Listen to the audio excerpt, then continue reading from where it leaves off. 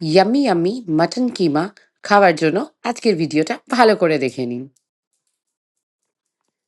Mutton কিমা খাওয়ার জন্য বাজার থেকে 200 গ্রাম মতো মাটন কিমা নিয়ে চলে এলাম। তারপরে পাত্রে অল্প একটু সর্ষের তেল গরম করে তার মধ্যে ডুমো ডুমো করে আলুগুলোকে কেটে ভেজে নিলাম ভালো করে।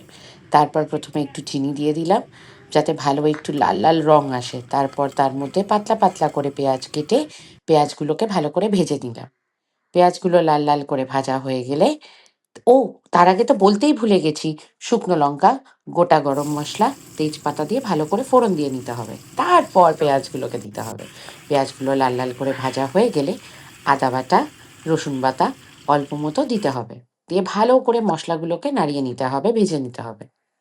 তারপর একটু টমেটো কুচি দিতে হবে, দিয়ে স্বাদ মতো নুন আর চিনি দিয়ে দিতে হবে।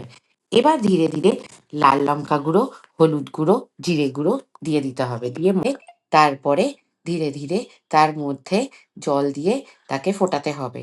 যেই মাংসটা একটুখানি কিমাটা সেদ্ধ হয়ে যাবে, তারপরে গুঁড়ো গরম মশলা দিয়ে একটু ফুটিয়ে নামিয়ে নিতে হবে।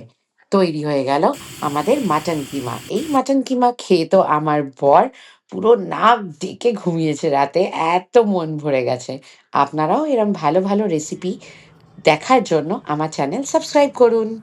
ধন্যবাদ।